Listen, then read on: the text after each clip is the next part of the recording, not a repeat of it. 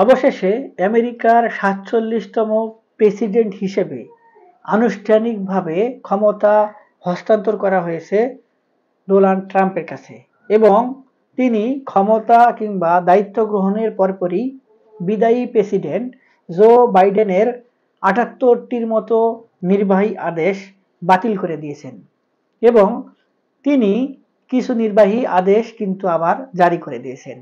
এই নির্বাহী আদেশগুলো জারি করার মাধ্যমে বিশ্বব্যাপী কিছু সমালোচনা শুরু হয়েছে এবং অনেক দেশই মনে করছেন এই নির্বাহী আদেশের কারণে তাদের সঙ্গে আমেরিকার যে একটি মধ্যস্থতা সম্পর্ক, বন্ধুসুলভ সম্পর্ক, ব্যবসায়িক নীতি সেগুলোর উপর ব্যাপক পরিমাণে প্রভাব পড়তে পারে।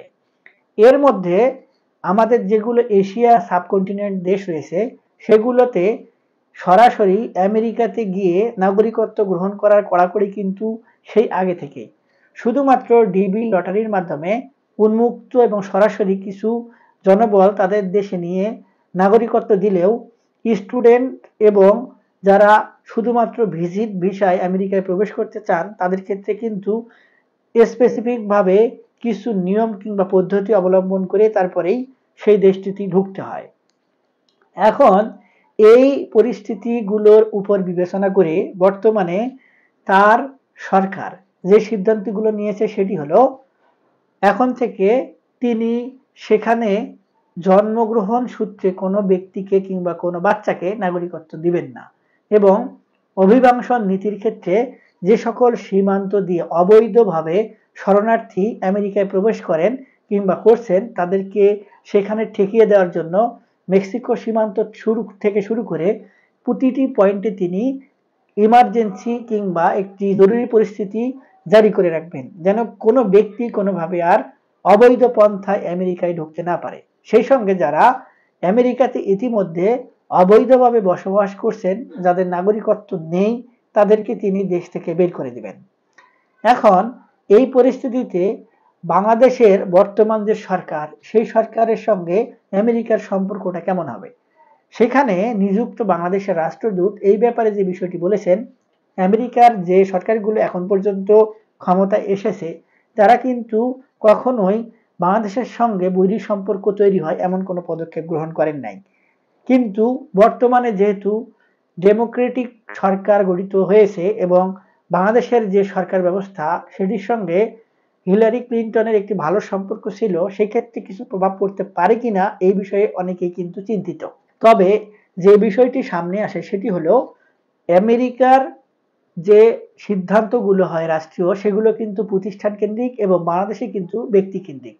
অর্থাৎ বাংলাদেশ থেকে যখন কোনো রাষ্ট্রীয় সিদ্ধান্ত আসে সেগুলো রাজনৈতিক দলের যে প্রধান তারা কিন্তু ম্যাক্সিমাম ক্ষেত্রে নিয়ে থাকেন, কিন্তু আমেরিকার ক্ষেত্রে বিষয়টি ভিন্ন।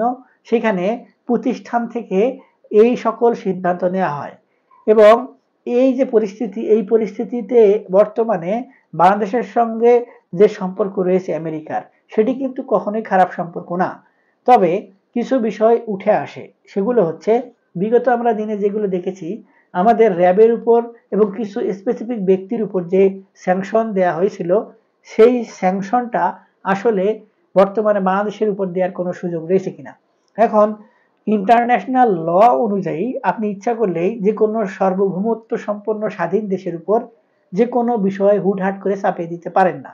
যদি আপনি আন্তর্জাতিক আইন অমান্য করেন সেক্ষেত্রে আপনাকে আইন মানাতে বাধ্য করার জন্য কিছু স্পেসিফিক পদক্ষেপ গ্রহণ করা হতে পারে। এক্ষেত্রে কিন্তু আমরা এই যে বর্তমানে যুদ্ধ বিগ্রহে লিপ্ত রাশিয়া এবং ইউক্রেনের মধ্যে চলমান যুদ্ধের কারণে রাশিয়ার উপর কিন্তু কিছু স্যাংশন দেওয়া হয়েছিল, সেটি কিন্তু আমরা জানি। সেই প্রেক্ষাপটের উপর বিবেচনা করে যদি বাংলাদেশও সেই ধরনের কোনো পদক্ষেপ গ্রহণ করে কিংবা এই ধরনের যদি কোনো কার্যকলাপে লিপ্ত হয় সেক্ষেত্রে বাংলাদেশের উপরেও কিন্তু স্যাংশন আসতে পারে। এখন যদি এই ট্রাম্প সরকার যেহেতু বর্তমানে ভারতের যে নরেন্দ্র মোদী রয়েছে তার সঙ্গে একটি সখ্যতা রয়েছে এবং তারা স্পষ্টভাবে ঘোষণা দিয়েছিলেন যে ভারত আমাদের অংশীদার এবং বন্ধুত্বপূর্ণ রাষ্ট্র এবং এইটির পেছনের মূল কারণ হচ্ছে আমেরিকার সঙ্গে চীনের একটি বৈরী সম্পর্ক।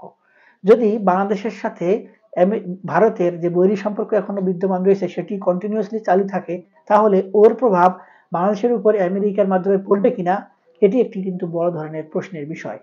আর যদি পড়ে সেই ক্ষেত্রে বাংলাদেশও যে একটি পিছিয়ে থাকবে কিংবা বাংলাদেশেরও যে কোনো কিছু করণীয় থাকবে না, এটিও কিন্তু না।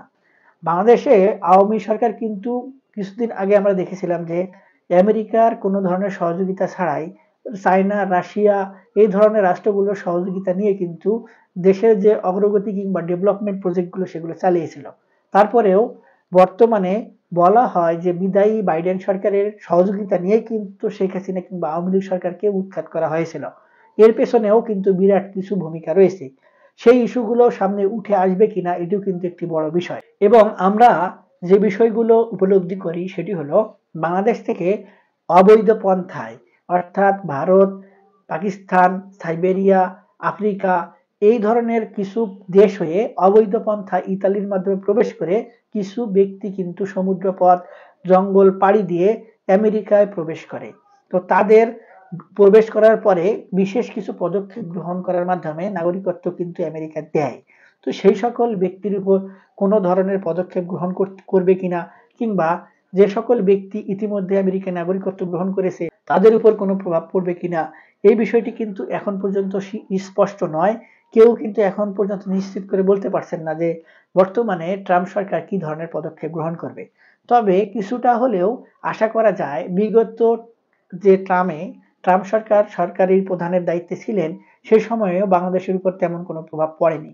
সেই সময় যদিও বা তিনি যে বর্তমানে নির্বাহী আদেশগুলো দিয়েছেন এই অভিবাসন নীতি এবং সেখানে জন্মগ্রহণ করা বাচ্চাদের জন্মসূত্রে নাগরিকত্ব প্রদানের ক্ষেত্রে এই বিষয়টি তখন ছিল না। এখন যেহেতু তিনি করতেছেন সেই ক্ষেত্রে তার নিয়মগুলো কি হবে এগুলো বিষয়ে কিছুটা দিন পর্যবেক্ষণ করলেই বোঝা যাবে। তবে সর্বসাকুল্যে যে বিষয়টি বোঝা যায় যে তাদের যে রাষ্ট্রীয় নীতি সেই নীতি অনুযায়ী তারা কিন্তু খুব সহজেই কোনো রাষ্ট্রের সঙ্গে বৈরী সম্পর্ক তৈরি করে না এবং তাদের সাথে কোনো ব্যক্তিও কিন্তু বৈরী সম্পর্ক করতে চায় না। বিশেষ করে যে সকল অনুন্নত রাষ্ট্র কিংবা উন্নয়নশীল রাষ্ট্র সেগুলো তো নয়ই।